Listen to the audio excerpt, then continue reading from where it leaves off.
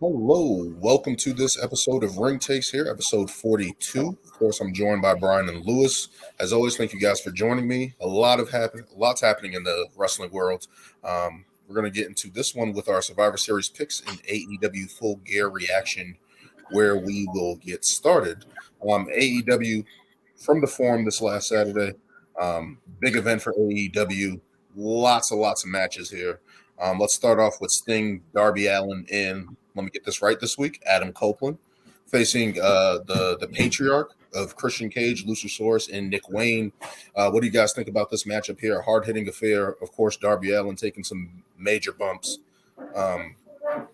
Yeah, that choke slam from Luchasaurus to the apron took me by surprise. I was like, how the hell does this guy continue to take bumps show after show? It's like every show he's taking some crazy bumps. Sting jumping, still doing stuff. He's like, what, 65? Still jumping off the apron, double clotheslines and things of that nature. And Christian taking off through the at the end there as the cowardly heel running away and leaving his team to take the pin. But what do you guys think about the match? Psychologically, I liked how the match was booked. I loved how they kept Adam Copeland and Christian like separated for the entire match, really selling the Christian as a heel, running away from Copeland at the very end, or teasing the tag in the very beginning. I definitely love that. Like Daniel mentioned, Darby Allin, the bump that he took, literally folded his body in half. It really makes you question like what exactly keeps Darby going, because a lot of these bumps, like he's had like at least 20 or 30 of these like a year, and I don't understand how his body. He's drinking milk. That's what it is. He's drinking milk. Yeah. Calcium pills, calcium pills. Exactly. Unlike Daniel Bryan. Exactly. Well, whatever he's doing, it's helping. But it was definitely a great way to kick off the night. The kind of the build around this story is kind of switched from Adam Copeland and Christian to now kind of revolved around Sting's last hurrah in the company. Obviously, like Daniel mentioned, him being in his 60s and still being able to perform at this level is impressive. But this was a good way to kick off the show. Psychologically, the story between Edge and Christian was told. They're teasing, well, not teasing, but but Darby and Nick Wayne, their interaction. So we can only imagine how that feud is going to progress in the future. But a good way to kick off the show.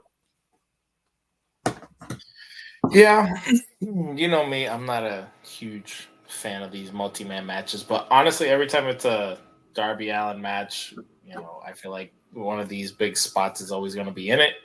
I forget which match it was where he did the coffin drop onto the coffin. I don't know how that was at. Yes, that was at Wembley Stadium. Yeah, that was that at Wembley? Yeah, that was at Wembley. He did that. Oh, was that when he faced Christian, right? No, it was the one where they did the casket match. Yeah, it was a tag. I think it was a tag team casket match with Sting and Darby against Swerve and Christian. I thought it was the one. It was supposed to be AR Fox, but then he kicked AR Fox out the week before.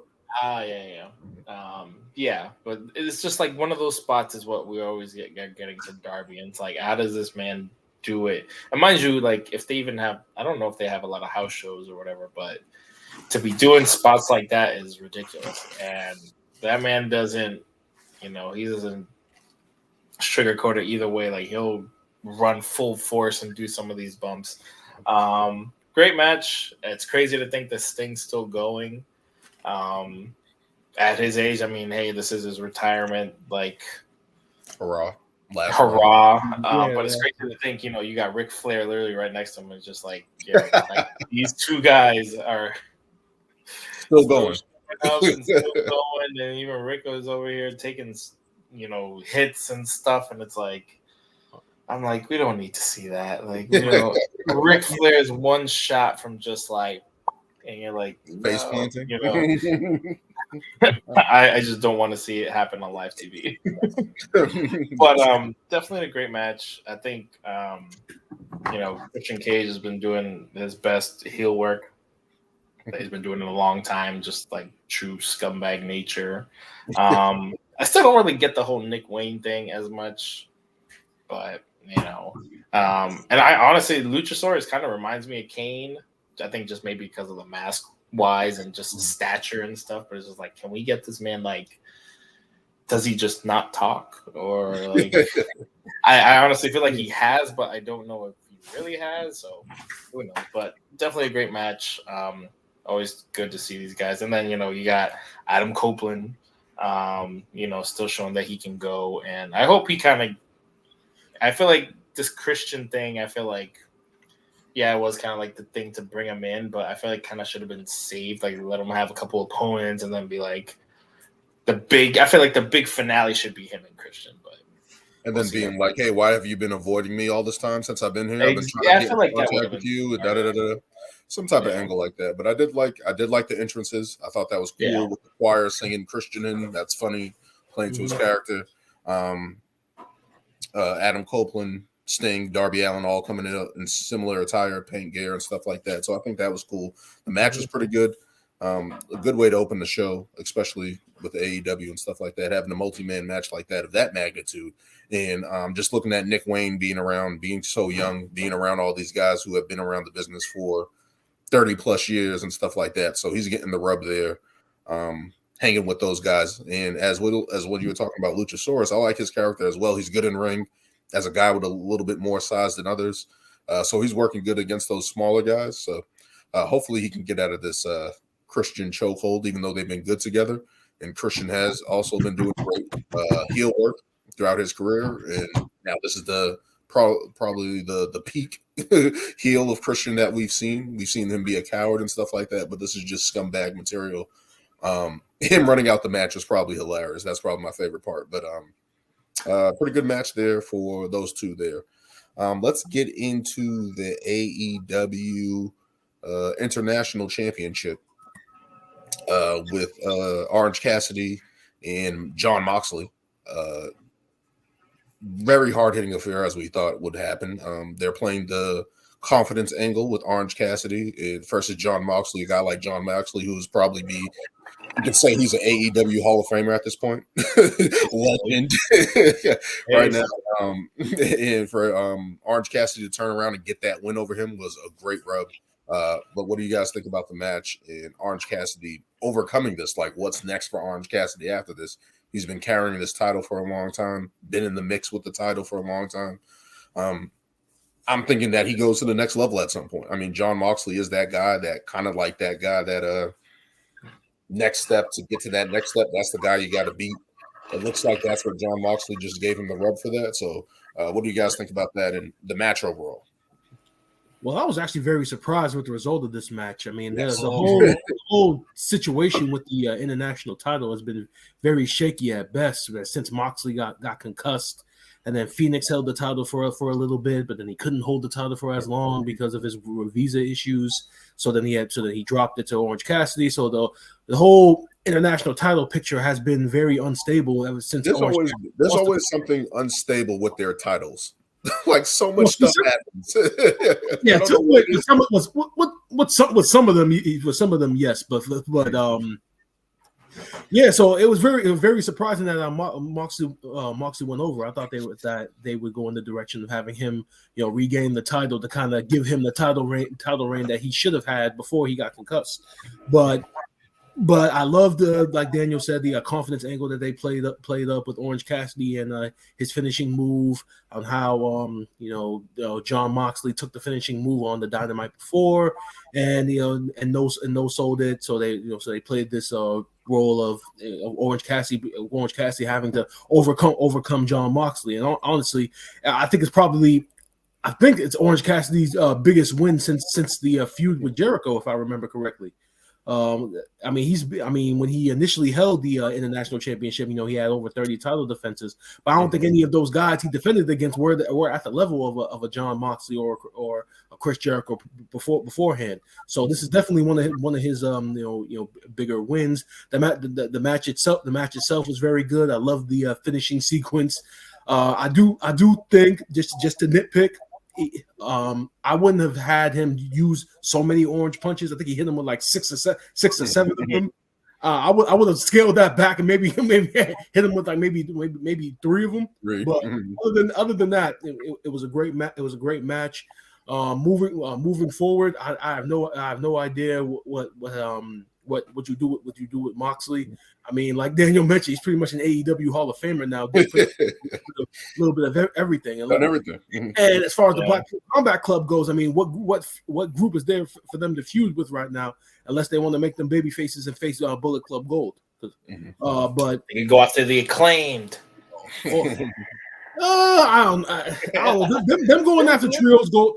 With everything they've been through right now, with all the feuds they've been through and all the big matches, as messed up as this sounds, I almost feel like them going for the trios gold is kind of below them at this point. Blackpool Combat Club.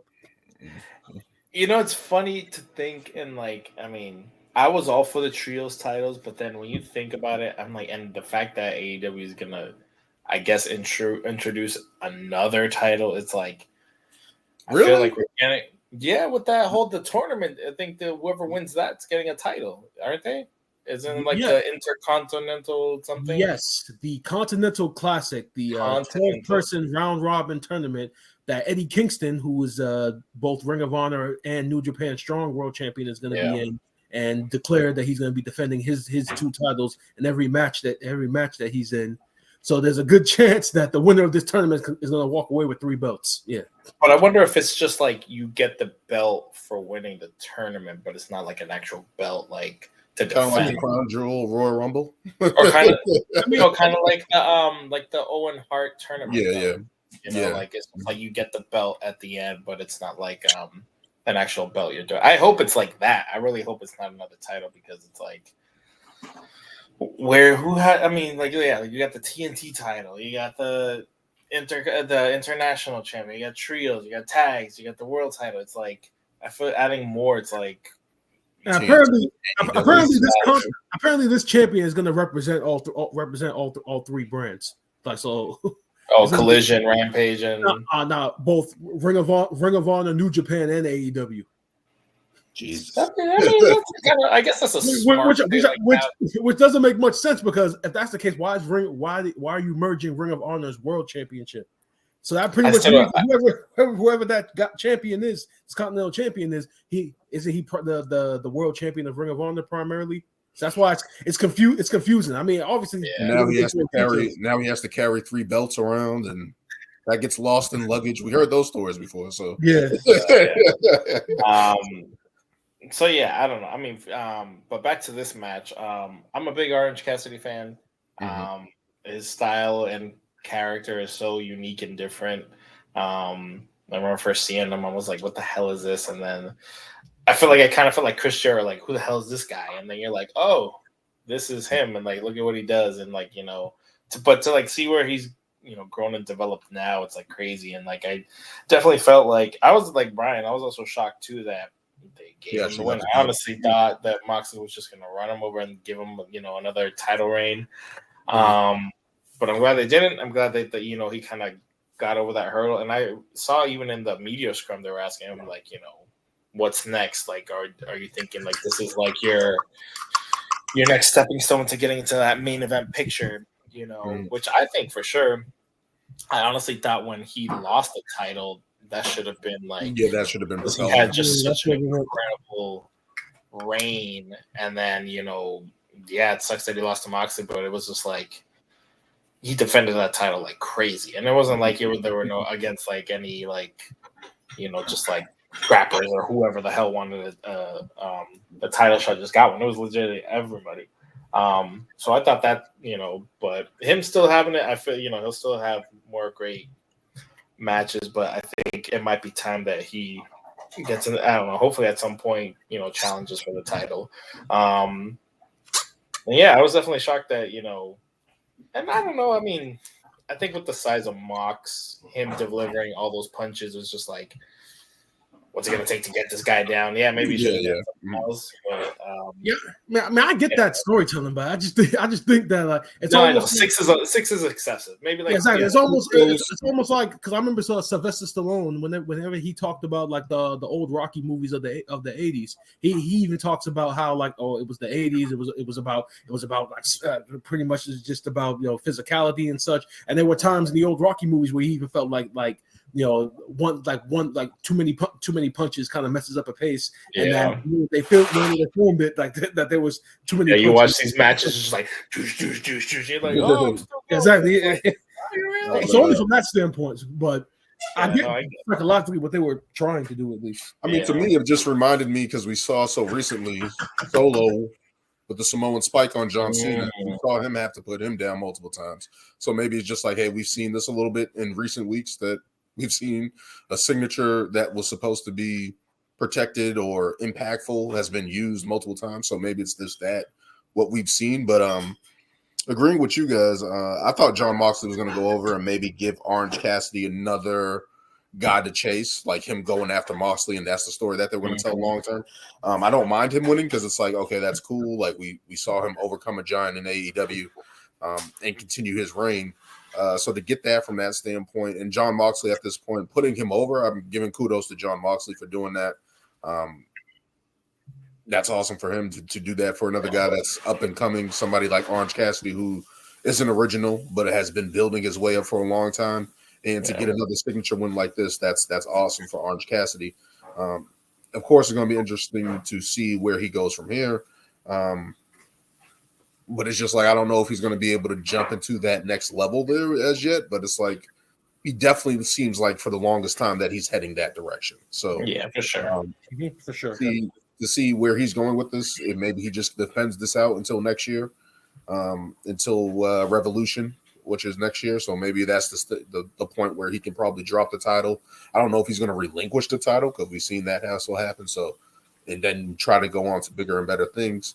Though it's going to be interesting to see where they go with that. In our next match, we had Toni Storm defeating Hikaru Shida. Shida. Shida. All right, I got the last name. Yeah, Hikaru Shida. Hikaru. Even I said it right, so I guess I just joined the club. Hikaru Shida, who just seems to be still didn't say it right. Real quick before we get Shida. All right, yeah, we'll go Shida. We're going Vince McMahon, WWE, one name only, Shida. Shida. I will say one thing though, before we get into this match. They need to let John take a break. This man was literally going on vacation and then had to come back and pick up the title and go on another lengthy ass reign. I'm like, this man needs a vacation. So if anything's next to him, let the man take a break. No, you're right. He does deserve a vacation, but they can't afford for him to take a vacation right now because they're down. They're down a lot of bodies right now, so they need him. So MJF ain't gonna be doing any in-ring stuff for a while. Bryan Danielson's still down. Adam Cole is still down, and a lot of these. So, I mean, you kind of need Moxley right now as much as he deserves the vacation. Let's get Miro in there. I just want Miro like. Watch Collision. You want Miro? Watch Collision. We need a lot of people to. It's on Saturdays. I can't watch it. Just refuses. I just want to find a different way to enjoy my time on a Saturday than watching Collision. I mean, you're wrestled out by the end of the week. You're wrestled out by that time. Like Friday is pushing it. So to get into Saturday to watch Collision, it's like, yeah. But we can get into Toni Storm first and Hikaru Shida. Hikaru, but Hikaru Shida. You gotta say it like 10 times. Hikaru Shida. For the AEW Women's Championship there. Toni Storm getting the championship after building this character for so long. what do you guys think about the match, and what do you guys think about Shida at this point, just kind of being that transitional champion right now? Can I go? Go ahead.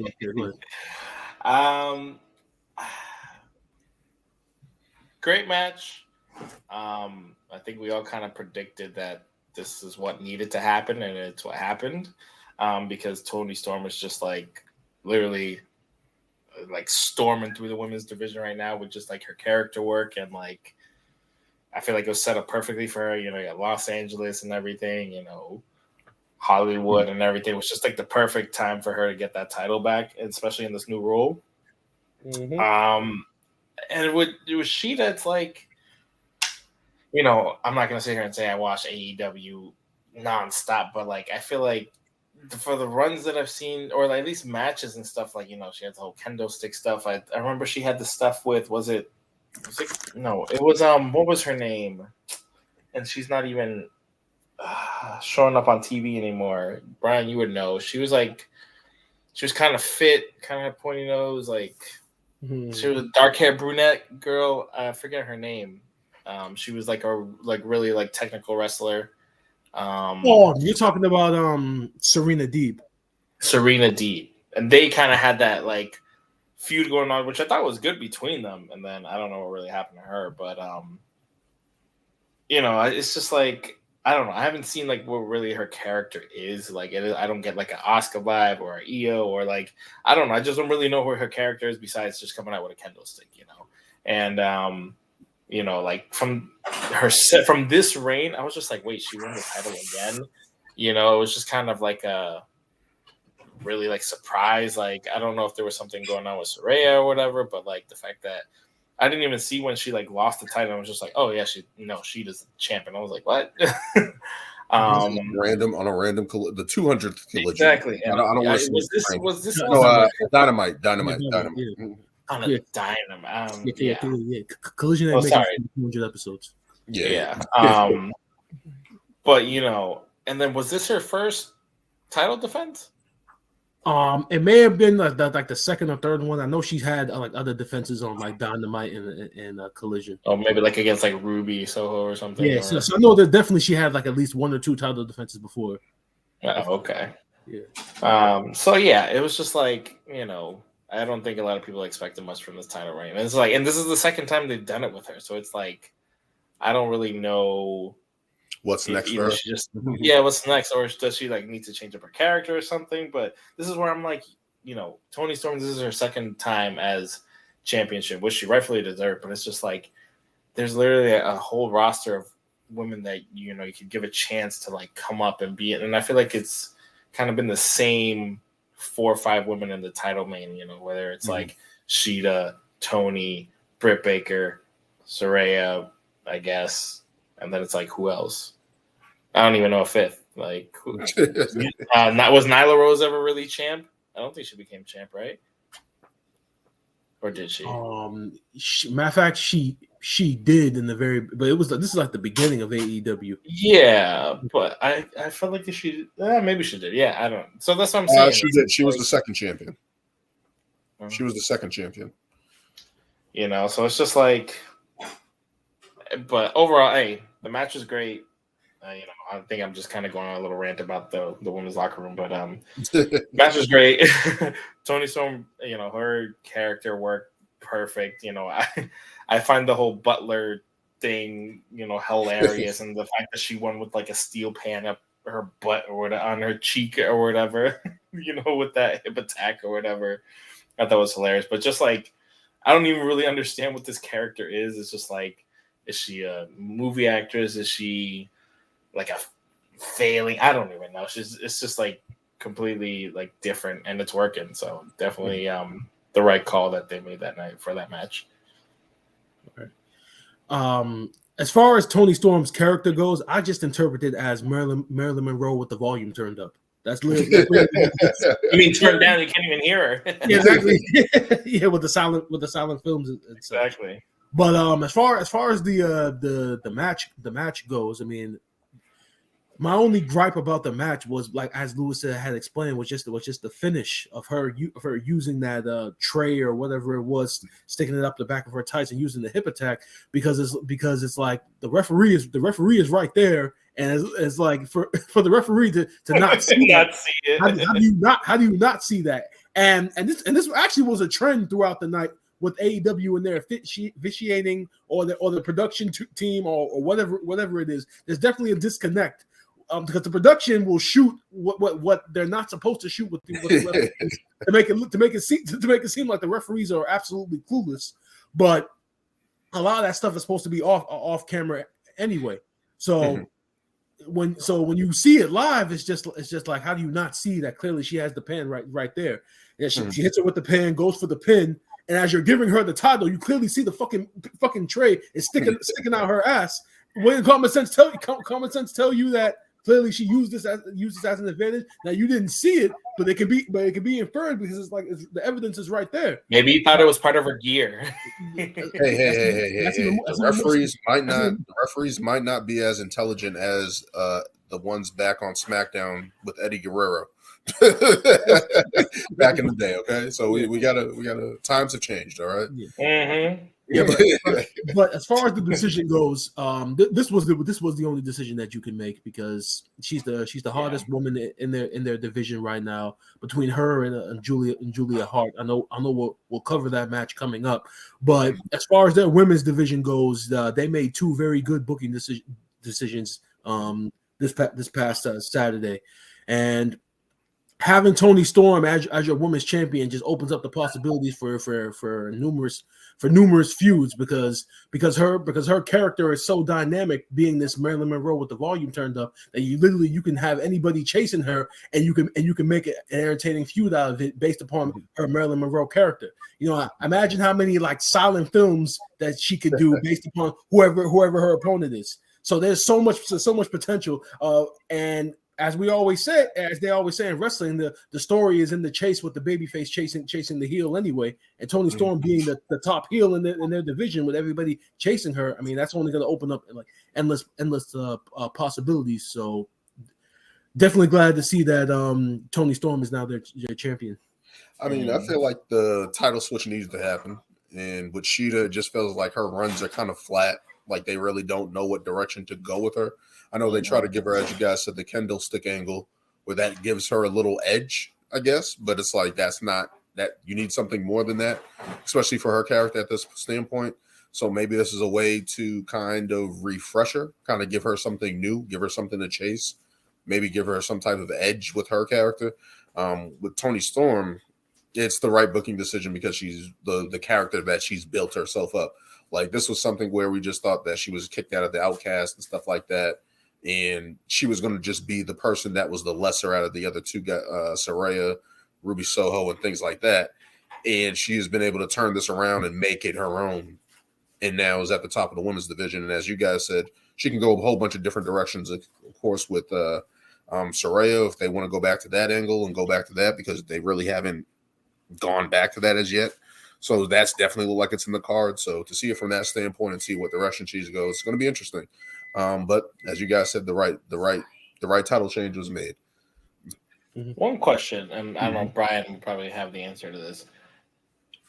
It's crazy to think that we see all the other ROH titles, like the pure title, the television title, the tag titles, the world title, but then why is Athena still the women's ROH champ?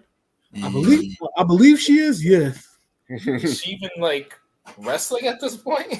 I mean, if you're watching Ring of Honor, I mean, we're very busy individuals during the week, and I don't even know when ROH. I mean, Ring of Honor, Thursday nights, same time Impact does on their own streaming site for Ring of Honor. Yeah, I think it's called Honor Club or whatever the streaming service is, but I'm assuming she's still the champ over there, and I guess they don't bring her over to AEW because I guess they want to keep something like special for Ring of Honor, like exclusive. Exclusive. Yeah, keep something exclusive on Ring of Honor. Other than that, I don't see why you wouldn't feature her. I mean, the women's division is always struggling as is. You need all the help you can get. Having Athena every week will definitely be an addition. So my guess is the women's title is exclusive to Ring of Honor, I guess. She made an appearance on Dynamite and stuff like that every now and then, but it's like they really haven't brought her up to show her doing it, like even anything on Collision as much. So it's definitely interesting to see. Yeah, I was just gonna say, Daniel, and from what I've been seeing in like highlights on YouTube and on social media from her current character, she kind of has a little entertaining gimmick right now where she kind of like taking like younger superstars, calling them minions and putting them under her tree and kind of like using them in matches to get wins and such. So it's entertaining. But definitely most certainly that is entertaining and stuff like that. But we'll see what happens with Toni Storm, and we'll see where her run is, the silent movies, Butler and all that. And now she has this fan coming in now, celebrating with her. So that's going to be an interesting dynamic. Obviously, she's going to be a tag along and obviously be a person that helps Toni Storm continue to win. So we'll see how that goes. Our next match was the 4-man ladder match with Ricky Starks and Big Bill retaining their titles over FTR, King of the Blackthorn, and I don't even know the other team. I'm not going to act like I do. Falcon? Roosh. Yeah. Roosh and Was that Sin Cara? Or was that Dralístico? Yeah, Dralístico. Yeah. Mm-hmm. Is that Sin Cara? I don't know. Probably not. It's either like the first Sin Cara or the second Sin Cara. I don't even know. He would have to be the first one. Matter of fact, I don't even think it's any of the Sin Caras, because the real first Sin Cara, they actually had a match with him and Rocky Romero on Rampage like a month or so ago. So they've already kind of told the world that I think his name is Mystico. That's his character name in Mexico. So they've already featured him on Rampage. So Dralístico is just a separate person completely. No, but they got the big one in that match, returning their titles, Big Bill and Ricky Starks. What do you guys think about this hard-hitting affair? And FTR kind of just in the Blackthorn. So this did have some tag teams in there, some guys that could go. But what do you guys think about the decision to keep the belts on Ricky Stark and Big Bill? I understand the decision, but this was one of those matches where I felt like this match wasn't like necessarily needed on the card. I understand why they would have it, because Ricky Starks is a hot heel right now with him and Big Bill, and obviously FTR is FTR.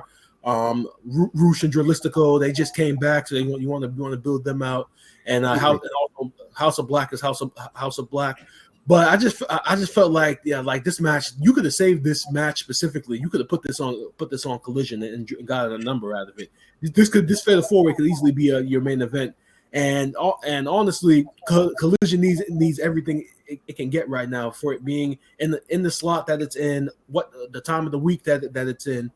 But as far as the match itself, it's your typical AEW multi-man tag match of organized chaos. There was a lot of spots. I mean, when you see the different styles, and they say styles make fights. So Dralístico and Roosh. I mean, we could go through a lot of other spots. I kind of liked Roosh's spot when he had, I think it was Big Bill in the corner, and he put the ladder by his throat. And he drop kicked the ladder. I thought that was entertaining. I think it was Brody King. I think he who was it? I think it was Dralístico when he met. Yeah, I was going to talk about that. which is kind of funny, because it ended up being the story of the ladder that refused to break. Because first, what is up with AEW and WWE having ladders refusing to break? Exactly. They're ladders. And then Cash Wheeler sees that, tries to improvise. He gets up there, starts stumbling, and then tries to jump. And then obviously him stumbling messed up his momentum, because then he crashed on Brody King, and the ladder refused to break. So, and that's the sad thing. But so much stuff happened in this match, but that was the one thing that really stuck out. But other than that, indestructible ladders. Yeah, the indestructible ladder. Yeah, because that's the thing with AEW in these matches sometimes, because it's like they go above and beyond, but they go above and beyond on Dynamite and Collision and Rampage too. That like it's not special. So a lot of the stuff that you see, which will be special elsewhere, it's not special because it's like on top. They're like on top of each other. These like moments are like on top of one another. So it's like you see it and it's just like it's not as impressive. Mm-hmm. I mean, taking a pile driver to an unbroken ladder is crazy. Yeah. But you can go ahead with it. Like, that's crazy. Like I don't like Jesus. Well, like even seeing the spot, like him setting up, like getting his feet right, walking across the ladder. I'm like, oh, it's gonna break. And then he did the pop, and then it didn't. I'm like, dog. Like, it's almost like it was going. It's almost like it was going to break, and then last minute it didn't break. For sure. Go ahead, Louis. It's crazy. I feel like there were a good. I mean, you guys already touched upon it, but yeah, that match with that spot with Brody King and Dralístico, I was like, yo, y'all crazy doing these pile drivers on these. Who signs up on these ladders? Who signs up for that? Hey, that's the name of the game, right? And then with Cash Wheel almost busting his ass and still flying over. I feel like there was another spot that was really good. I just can't think of it right, but I thought the match was great. And I know you said this match should have been held for Collision, but be honest, if this was on Collision, everybody would just seen the highlights. I feel like nobody would have really actually watched the match. You know, you run that risk, but as an attraction though, like this, they actually like promoted it like as a main event, maybe, but Saturday is Saturday, I guess. But yeah, so what was the name? I don't get why House of Black has another name for their tag team. What was it? It was like Kings of the Black Thorn. Yeah, I don't know why they have so many like different names and stuff like that. Yeah, so when Malakai Black and Brody King team up, they're specifically called the Kings of the Black Throne. But when the whole group is still the House of Black, House it's just Black, when they team up. Yeah. Okay. More merchandising. Yeah, exactly. So if Malakai was teaming up with like Buddy Matthews, they still would be called the House of Black. Yeah. Okay. Honestly, yeah. And, and again, this was another instance where like when and I think we talked about it in the past where Ricky Starks and Big Bill won the titles. I was like, when the fuck did this happen? I thought FTR was like, and I guess they like brutalized them or whatever. So I wasn't surprised that they kind of retained, because I think this was like their first big, like really big, like win. Defense. Defense. Honestly, I mean, obviously some teams you're like, oh, they're definitely like Rush and Dralístico. Who else was in it? It was Rush and Dralístico, Big Bill, FTR, House of Black, and was it just 4? 4 teams.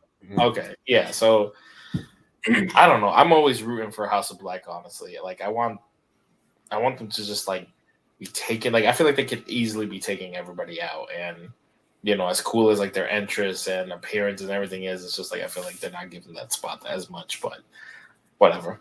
No, I want to see Malakai Black like not branch out, but at least have some single success while still being with this group. Yeah. Because like he should be leading the faction like Swerve does, Yeah, because initially when he came in before the faction, he was feuding with Cody, and when someone comes in and starts feuding with Cody, like that shows they have an upward trajectory of like they have a plan for that person.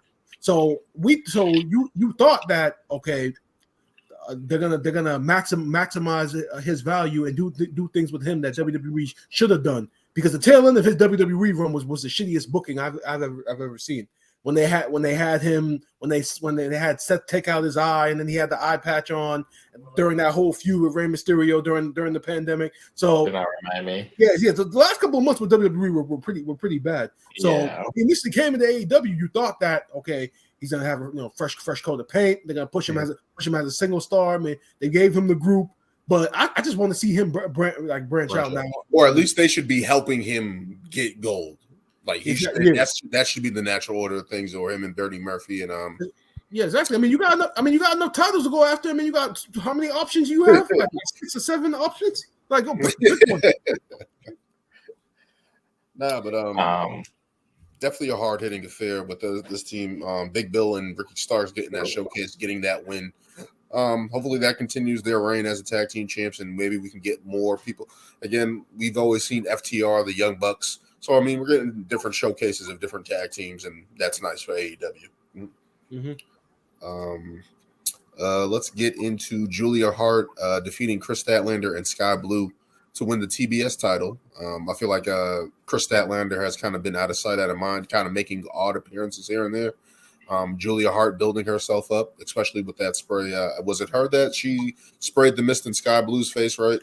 Yep. Transitioning Skye Blue's character a little bit more of a darker character of her own.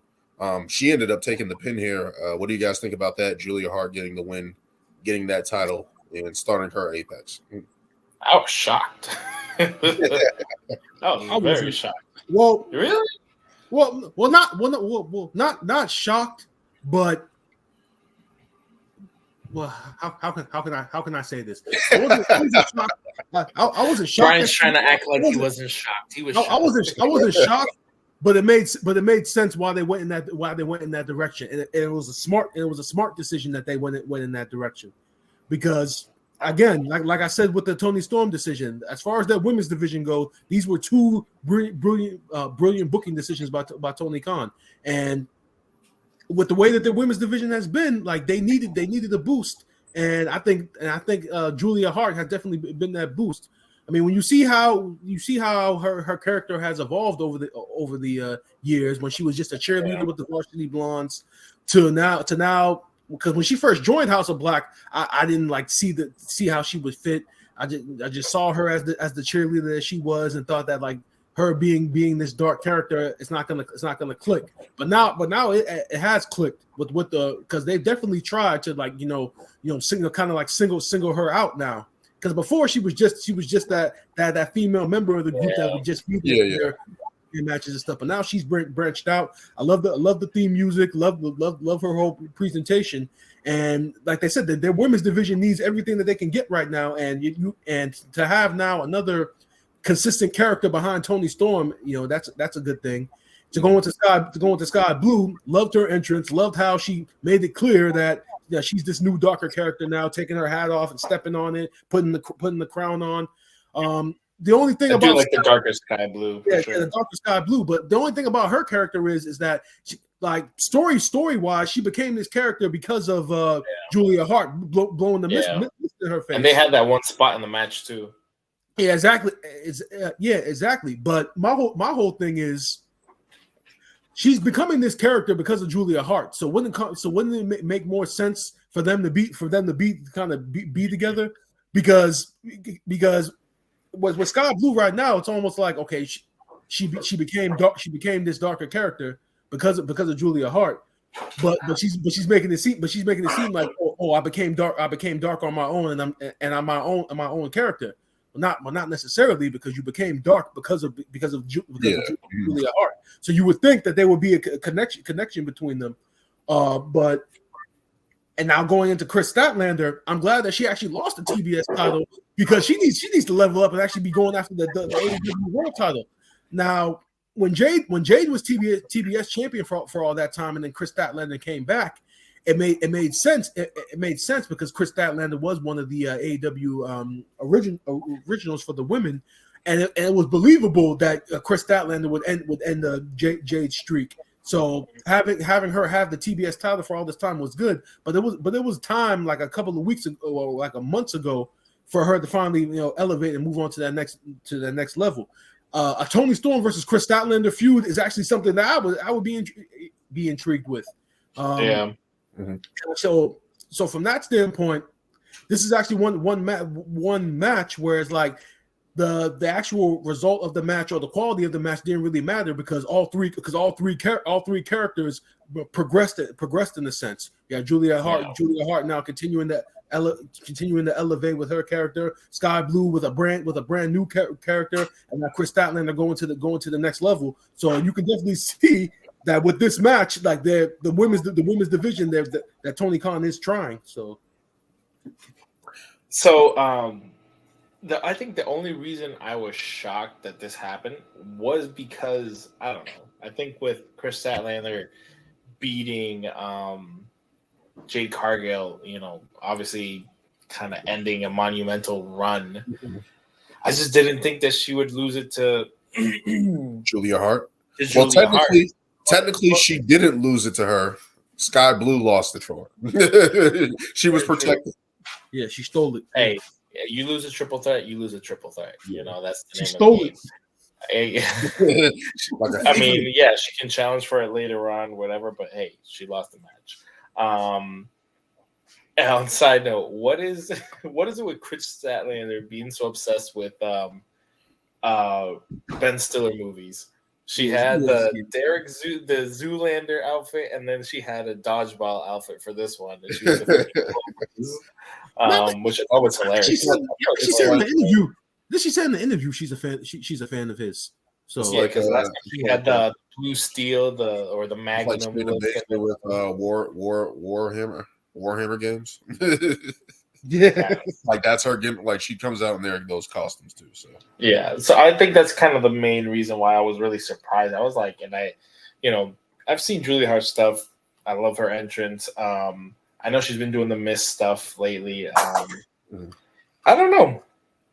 I think it's just because maybe Kris Statlander, even during the match, was just such a powerhouse and literally took one out, took the other one out, taking them out, and it's just like, is she really gonna lose this title right now? So that's not what she did. I was like, oh, I was just like, I did not see that happen. But after everything Brian just said, I guess it kind of makes sense because developing new characters, it probably is time for her to get somebody else into that main event picture. So, but it was definitely a great match. I like what they're doing with Skye Blue now. I feel like, I don't know, she was kind of like this baby face, which I mean, I think kind of happens sometimes, kind of like a Bailey situation. Your baby face for so long, at some point you just got to turn.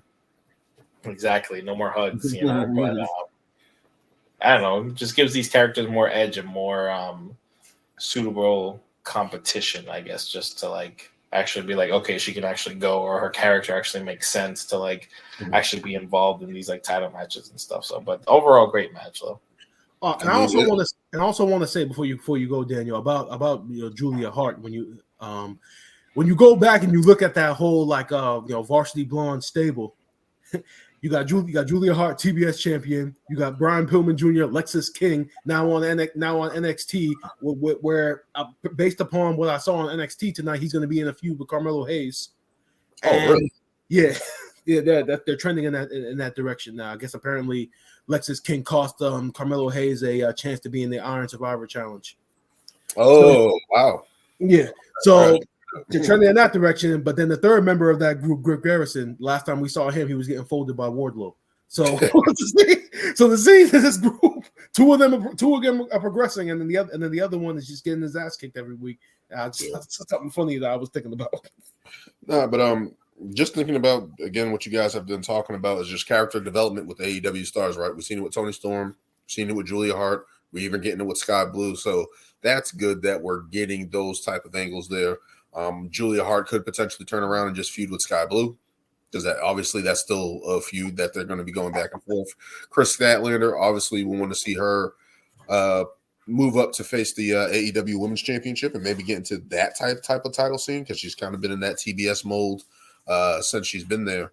It's going to be interesting to see where that goes as well. Looking at it from that standpoint, especially you guys being saying that you guys are shocked to a certain degree because Kris Statlander just defeated Jade Cargill, who had this undefeated streak. You're figuring it would have took a little bit more to get the title off of her, but it was a three-way match. That happens. That's always the unpredictability of those matches. But to get that ending, maybe that's a way that she can bump up without taking a loss, taking any loss of credibility or anything like that. So hopefully that's the direction that they're moving in.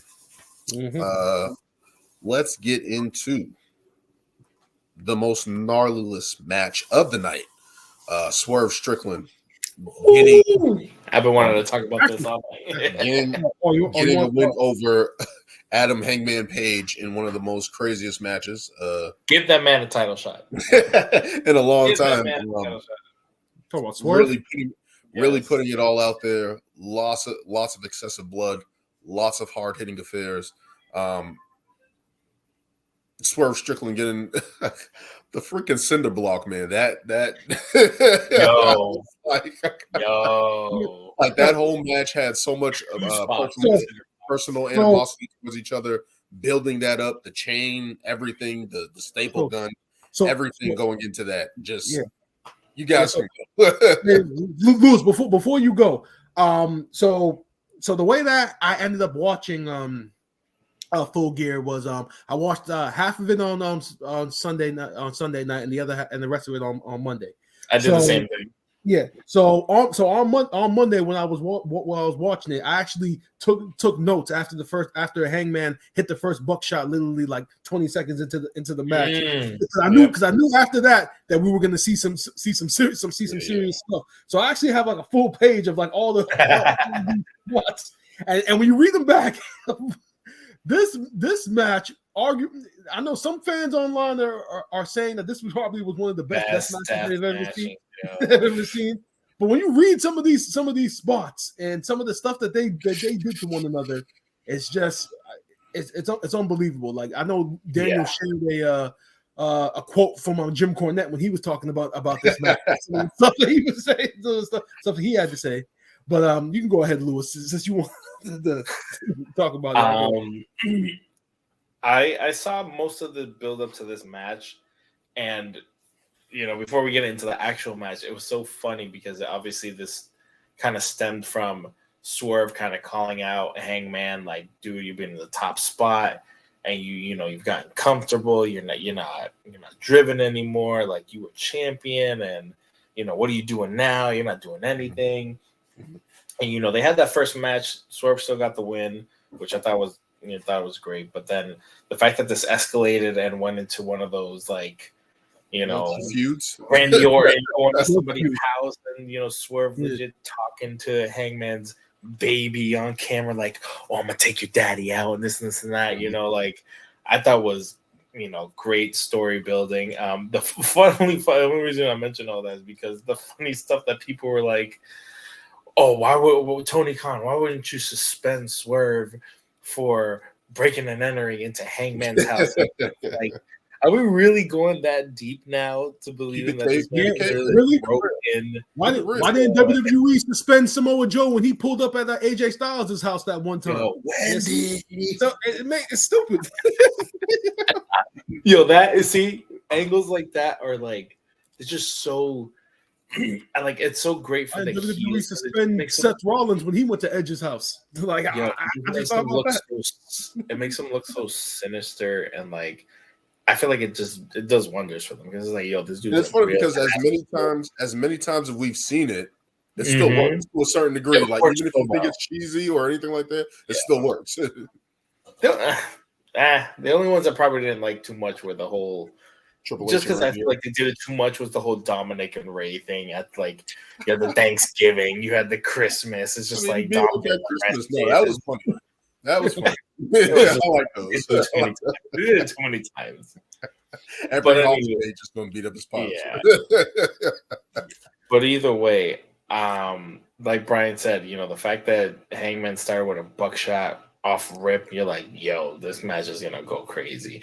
And literally what I guess kind of made me focus more, and I knew definitely when they started with the staple guns or the staple gun and literally stapled his kid's art to Swerve's face, priceless.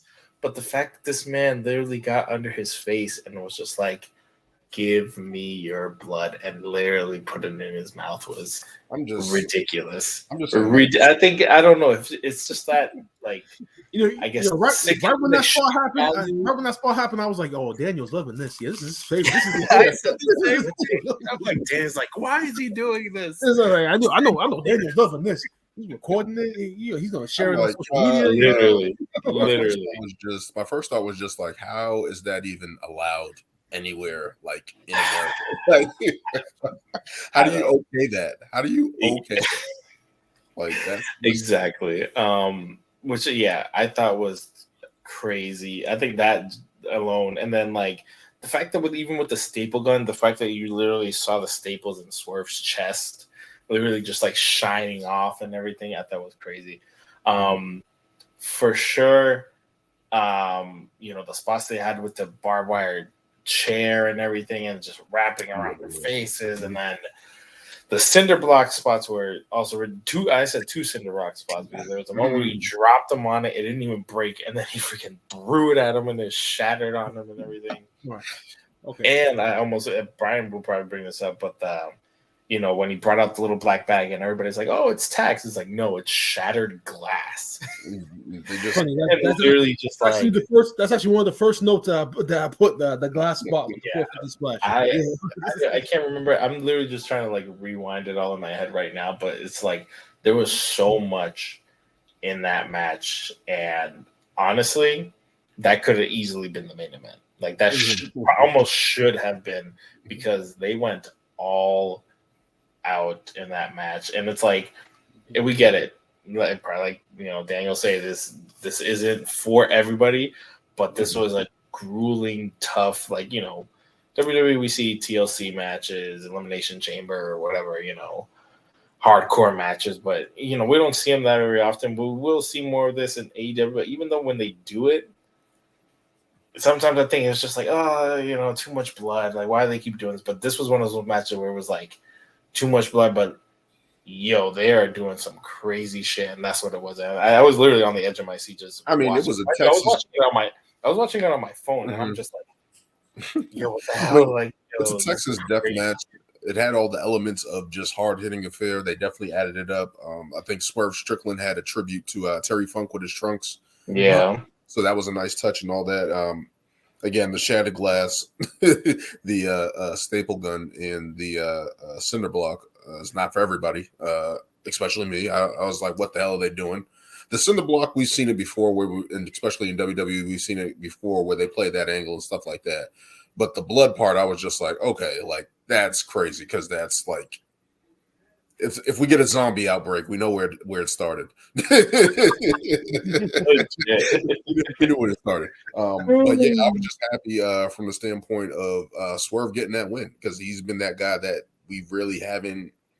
We always thought that can be on that level of just building if he was just booked right and stuff like that. So AEW pulling the trigger on that. Obviously, this is putting him in a different stratosphere, right? Like he shouldn't be mid card. He shouldn't be trying to do these dumb feuds anymore or anything like that. He should be leading the embassy to new heights and bringing everybody along with him to get to the title.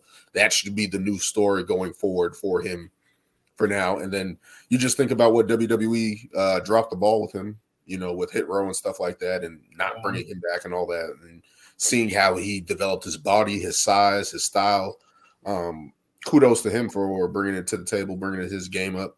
And AEW has a new star. Most certainly has a new star. There's no excuse why he shouldn't be in the main event level now.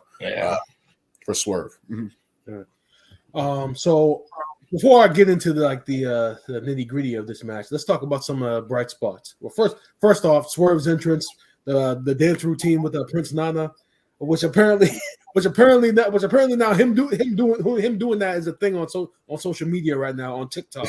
TikTok, So on his Instagram page, he shares like a lot of TikTok videos of like fans like trying to emulate the dance. Yeah. So he's definitely created that.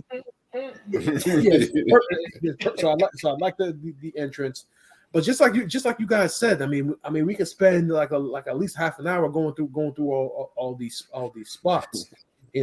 We talked about the glass spot with the 450 splash. You talk about the barbed wire, the barbed wire board that they brought out, and the moonsault that played the role.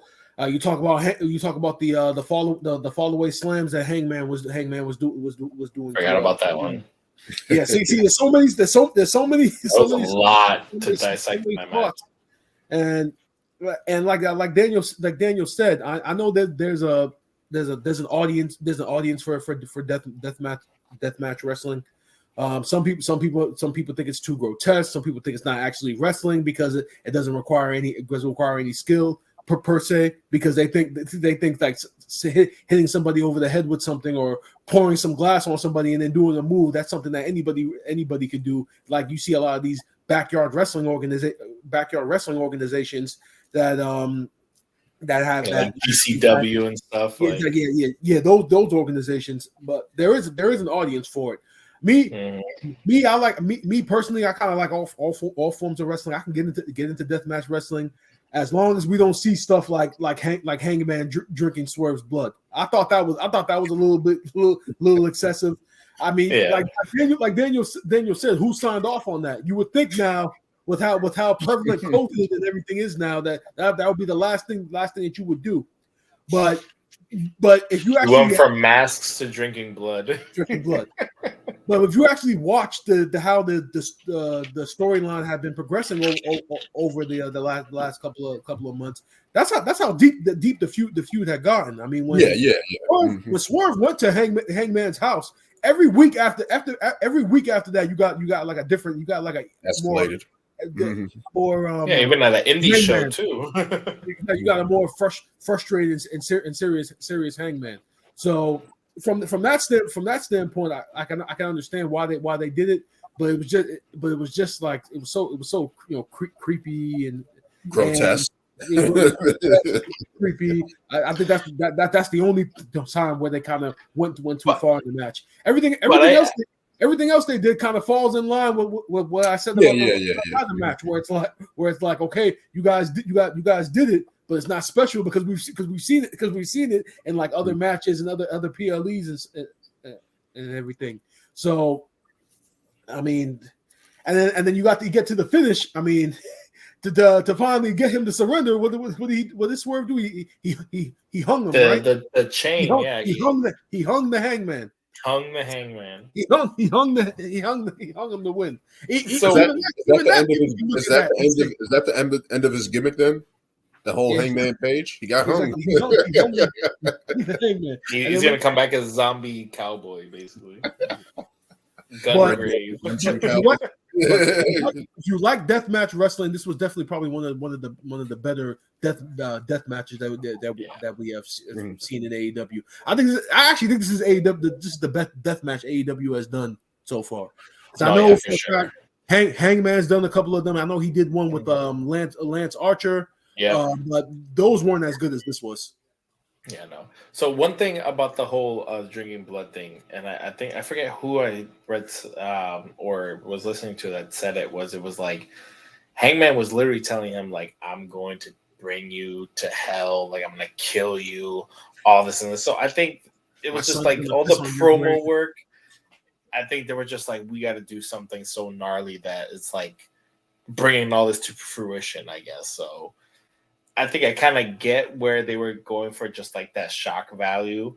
I know for a lot of people, like, yo, that's disgusting. How could you do something like that? And that's where they're like, yo, this is too grotesque. But to think that anybody could literally do a death match is like, oh yeah, I'll just shatter some glass on me or wrap me in some barbed wire. Like, that's not an easy thing to do. That's not an easy to just put your body like, oh yeah, it's not fucking razor wire, but it's like, it's still barbed wire, and it's just like, Daniel, your mic's off. I'm not signing up for that. No, not at all. Why not? It's a spectacle, you know. I don't care if I'm supposed to trust the other guy across from me. It's not happening. Hey, what if it's somebody you know, right? But I need a big cash bonus then. If I'm ever exactly. If they give you a cover my medical bills. And recover all my scar tissue too, you know. Like, nah, that's crazy, but no, yeah. Again, but I think the reason why it was one of the better death matches is because they actually told a story with it, rather than being, hey, like in the earlier days of AEW, hey, these guys are just battling, hey, Texas death match, and the hardcore match. No, what do you mean early? We mean earlier days. They still do that shit now. Well, Yes, what was the last death match though? What was the last? I specifically remember. I think they did. They did like matches. it wasn't a death match, but it was like a hardcore match. It was like I think it was like it was Jay Lee. I think it was Jeff Jarrett and Jeff Hardy. And like I think they did like a random hardcore match because it was Halloween. Yeah. Oh, the whole that was a death match too. One? Yeah. Leatherface. That was a death match. Yeah, Leatherface. Yeah, Leatherface. Yeah, that was a death match randomly. But yeah, I guess it wasn't that great because I didn't even see any highlights from it. I heard people complaining it was just they said it was bad and terrible because they were promoting the video game. Yeah. They said it was bad. But this one actually had a story. It actually had two guys going for something. Swerve Scott trying to elevate himself. Adam Hangman Page trying to hold on to his spot. Some give and take. Got personal. Got animosity between the two. Got a big blow off between the two. And Swerve ended up winning. So definitely kudos to all those guys involved. We'll see where it goes for Swerve. Hopefully this takes him to the next level. Hangman Page, again, like you guys have been saying, how many times have we been saying wrestlers need to take a break? He's probably one of the guys. He just came back though. So I mean, but just in general, it's like to have a gnarly match like that. I don't think he just shows up next week. This week, you know what I mean? So it's like, but like you said, this definitely elevates him to that next level, and I really hope it should. It really should, because after that type of brutal match and winning, like, how do you not be like, yo, give me a title shot right now? And I've been a big fan of Swerve since. I wasn't. And he was in that like NXT 2.0 kind of phase, but I was still watching. And then when the Hit Row stuff started, and just like the grills and everything, I was like, okay, you got that swagger now. Like, it was cool. And then they got called up, and we know how that shit went go. But like for him to be thriving now, and after this, it's like this is how you climb that ladder, Yes, for sure. So hopefully that's the next step for him. Let's get into our next match. The Golden Jets, Chris Jericho and Kenny Omega, defeat the Young Bucks for their number one contendership for the tag titles. What do you guys think about this match? Of course, the Golden Jets winning. The whole angle of will they, won't they coexist with Kenny Omega and Chris Jericho in this match against the Young Bucks. Obviously, the Elite, Kenny Omega and the Young Bucks have a relationship. What do you guys think about this match and the Golden Jets getting the win? This match was in a bad spot. Any match that followed Swerve and Hangman was going to be in a bad. Wasn't this before the Hangman match though? Because I thought it was the Swerve and then the championship match, wasn't it? No. It was Swerve and Hangman, then this match, then it was the championship match. It was before Punk and Undertaker at WrestleMania. Anything following that, Yeah, so the match was good, but as far as like a crowd atmosphere goes, the crowd was pretty much dead for this because Swerve and Hangman had just told that story. Phenomenal storytelling. Phenomenal storytelling, and then by the time we got to the Bucks and the Golden Jets, even though the participants involved are amongst the most popular superstars with AEW. I mean, the crowd pretty much was still recovering from Swerve and Hangman, so it took away from the match. But the match itself was your typical young Bucks match. Whoever their opponents are, if they're able to keep up with them, you'll get an entertaining match. And Kenny Omega and Chris Jericho, they are who they are as far as in-ring technicians go. So, I mean, the match was good. Even they kind of telling this story again of the elite separating.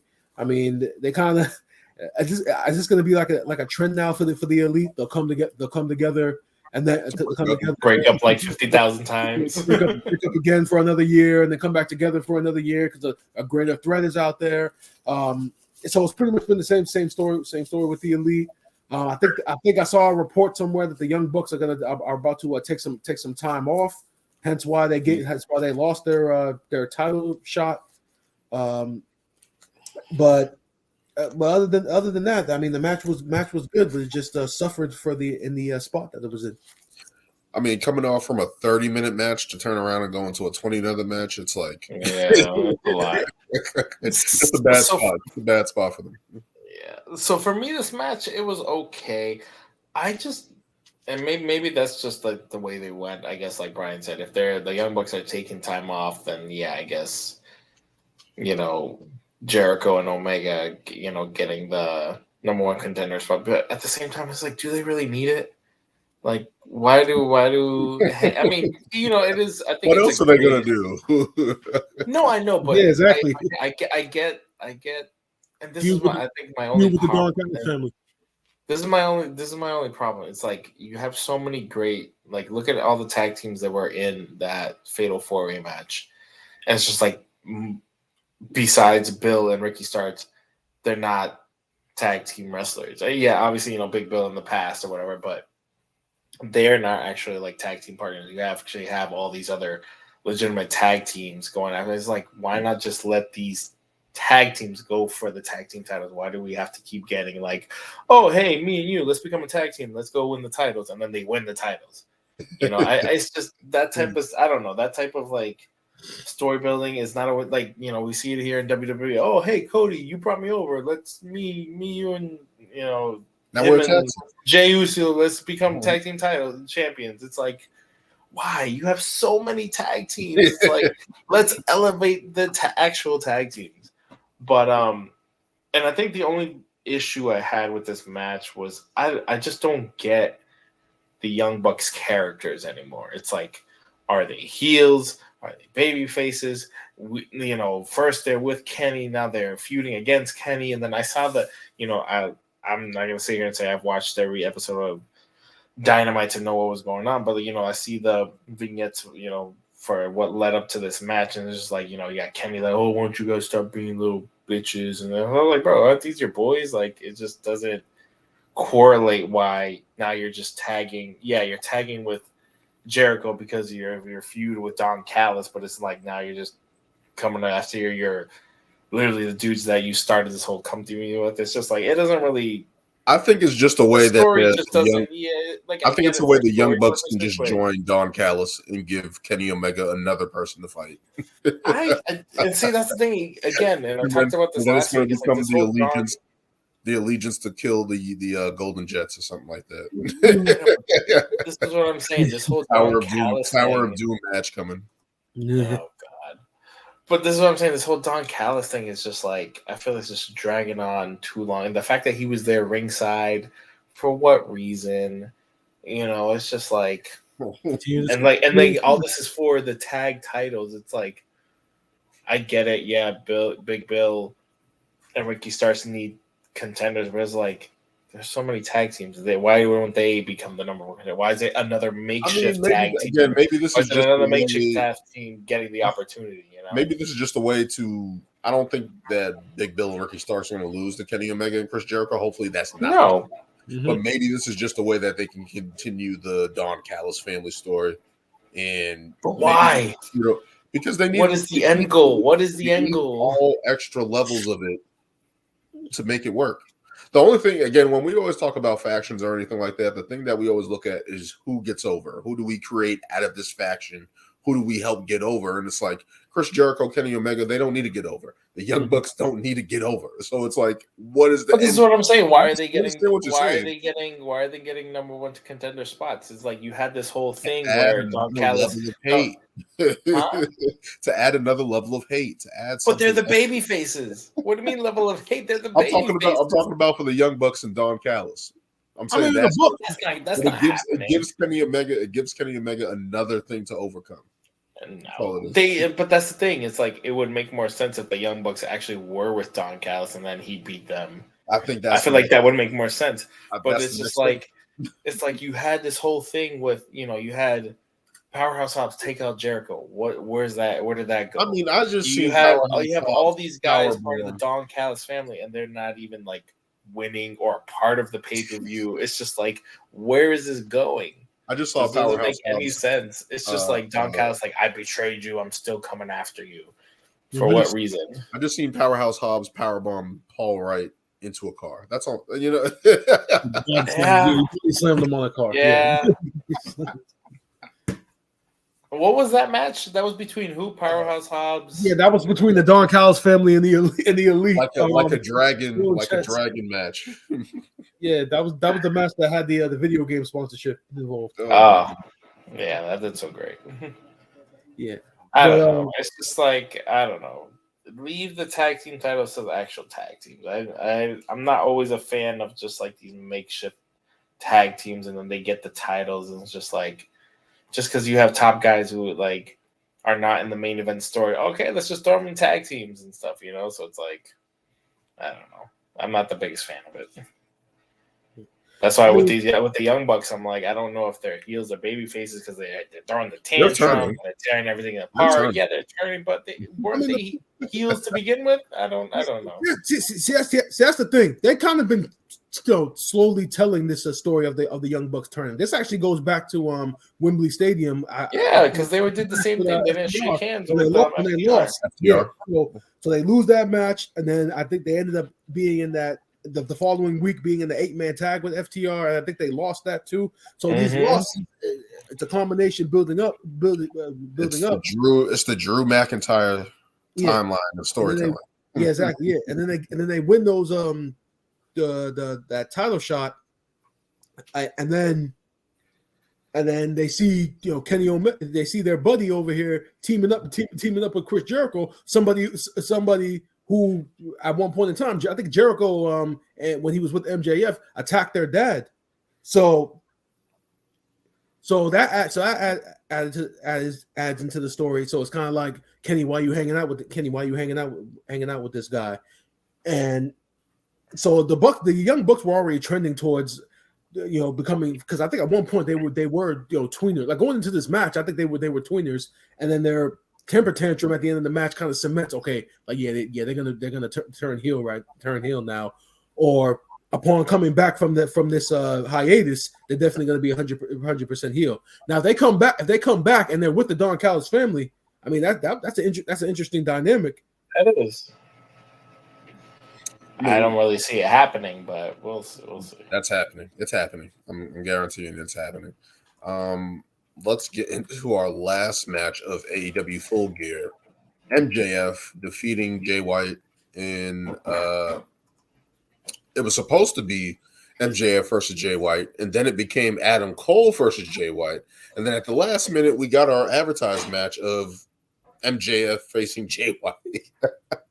What do you MJF was in a real pickle. What do you guys think about this overbooked WCW, I want to call it, ring of booking for their world title to end the night? What do you guys think about this match that went 30 minutes with a one-legged guy in an ass-kicking contest, retaining the title from his don't like this. I don't know. You guys know I'm a huge. They overbooked it. They overbooked it, and they didn't. They did. I'm not going to sit here and deny it. I'm a huge MJF fan, but these angles I am not a fan of. I don't like it when WWE does it with Cody, when they did it with the whole Brock thing. Oh, he's got the broken hand and blah, blah. Like, they're just not, oh, Seth has the broken back. And it's like, why does this? Does he? All these serious injuries miraculously overcome and either retain their title. It's just I'm not a fan of it. I'm really not, because it's just like, if this person literally has these serious injuries and then they're getting beaten to a pulp, they should lose the title. Obviously, we know MJF isn't losing the title anytime soon, which I will admit, and maybe in the smallest increment, I thought at one point possibly, but I was like, I know this isn't happening. So I'm just not a fan of these whole like being injured and like still going through the match and then still coming out victorious. It's just like and I feel like it does more harm to the other person that they're facing. It's like, look at Jay White coming into this company and being maybe not everybody's like hot for him, but he's still building himself up, even though he has a long track record. But it's just like, what does this do to you that this man is literally like, I'm 100% healthy and I'm losing to a man with one leg because of just like bullshit, or like the fact that he's still going. I don't know. I'm just not a huge fan. And he was with the Guns. Mm-hmm. And he was with the Gunn. And then you have one-legged Adam Cole literally not doing anything besides giving MJF the MJF has one good leg. Adam Cole has one good leg. They're standing. Oh, so that equals success, I guess, apparently. Whatever. I don't know. I'm glad he got the win because, I mean, not glad, but I mean, I knew he was going to get the win because he's not losing that title anytime soon. But I feel like it didn't do any favors for Jay White. And I don't know. I'm just not a fan of these whole like injury angles. So yeah, that's the crazy thing about it. You just said it right there, Lewis. It didn't do anything for Jay White. I mean, I don't think he did anything. The torment that he went through for weeks of having his title. This man stole MJF's title like 2 months, like a month and a half ago. And they've been telling this story of MJF trying to get his belt back, but not wanting to be in a 4-on-1 predicament. And then meanwhile, MJF is in other feuds with Wardlow, and then you got Samoa Joe trying to convince him to be his friend so he can get a title match. So a lot of stuff was going on. MJF was already overexposed to begin with, and then you overexposed him even more with this booking. And like Daniel said, you overbooked your main event. And as much as I don't like whenever Daniel compares AEW to WCW, always late 2001 WCW when they were like a hell cart on wheels. This type of booking that they were doing. You didn't have to necessarily have MJF be taken out to have him overcome something. Like, I don't understand what the point of that booking was. It's because Adam Cole was there, and they kind of want to get Adam Cole incorporated back into the story somehow. So you have Adam Cole say he's going to step in to kind of keep telling this whole friendship storyline with MJF and Adam Cole. You didn't really need to do that. And then we get into the actual match itself. The match was very good, but you know, it's kind of hard. It's kind of hard for me to enjoy matches when guys have to sell injuries, because I'm always going to be focusing on that injury and how well that you sell it. I mean, if I'm seeing you getting up to the top rope and doing elbow drops to somebody on the outside, knowing that you have a bum leg that someone just attacked with a chair, I'm gonna look at it and think psychologically this makes absolutely no sense. If he's supposed to be selling a leg injury, what the hell is he doing going up to the top to possibly aggravate that injury? And I know it's professional wrestling, it's show business as such, but that's actually very, very important when you're telling a story. So the whole story was pretty much MJF selling the leg injury. First of all, I thought it was just his ankle. But then when he came out of the ambulance, his whole quad is taped. I'm like, hold on, didn't they attack? Oh, did they not attack his ankle? Did they not? No, it was like his knee area around his ankle, and they attacked the ankle. So other than it being overbooked, I mean the match was still good. I mean, it wasn't anything bad about it. It's just that based upon the booking circumstances that kind of took me out of it. Like I said, you know, Jay White, you know, stepping in. I mean, like you said, AEW's been down on bodies, and so you know, Jay White stepping into his first like main event feud. You would think that they would you know book it better, that way he would look good coming out of it. And now he just looks like the guy that couldn't beat a one-legged MJF. And you can honestly say that Jay White's kind of had the upper hand in the feud since it started. You know, having the 4-on-1 advantage, stealing the belt. So you can definitely see now that this match has ended. Jay White is actually worse off than he was going into the match. Yeah. I don't think this helped anybody involved. I don't think it helped MJF. I don't think it helped Adam Cole. I don't think it helped Jay White.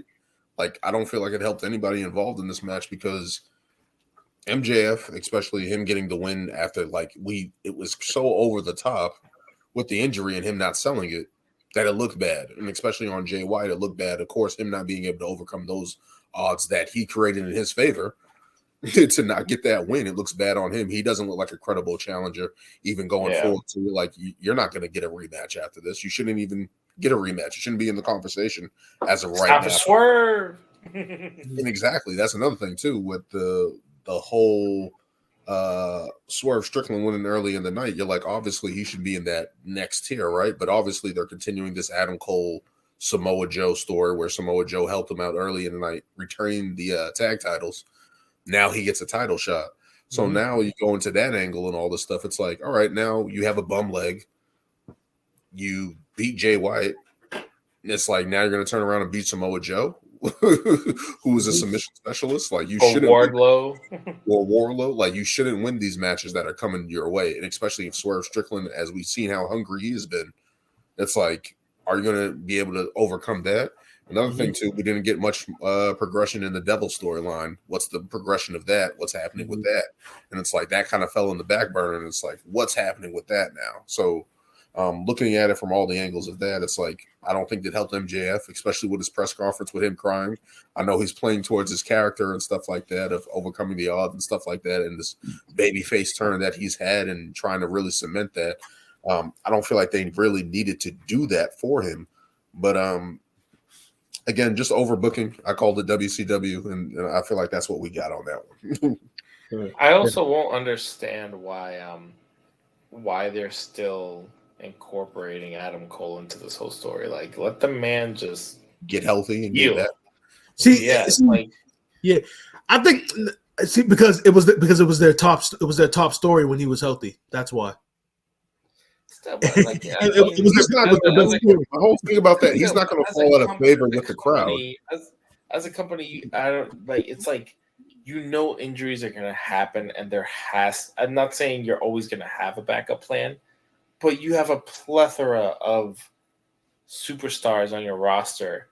Now it could be their own fault for maybe not having credible people that can just come into play and play that role.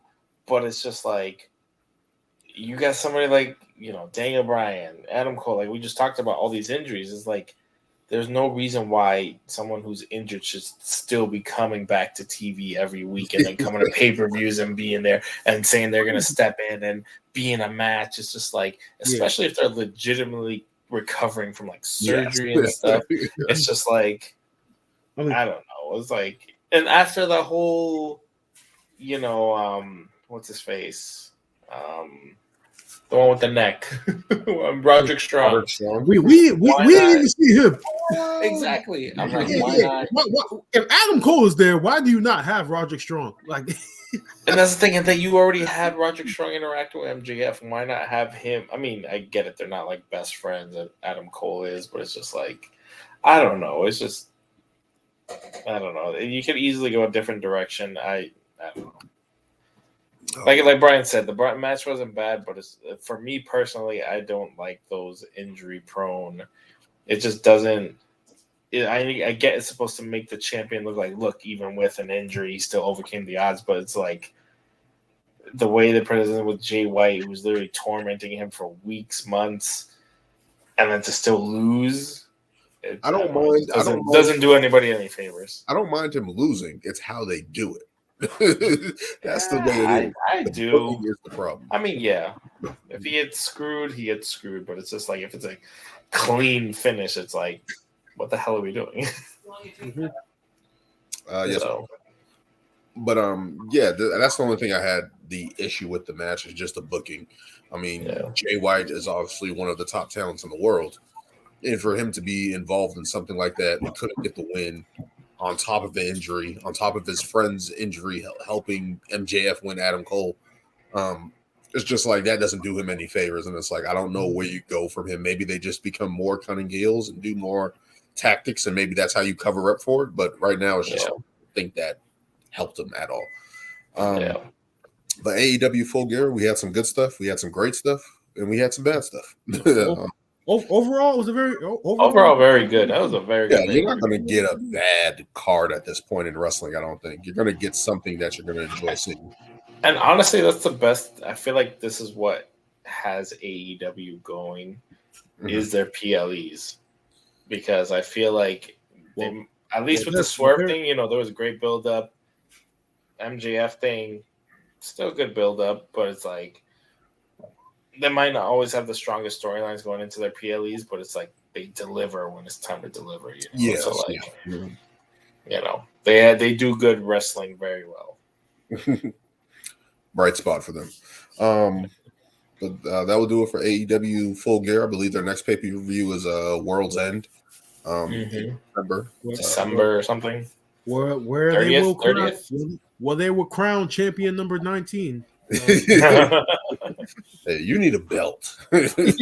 You need a belt. You need a belt. You need a belt.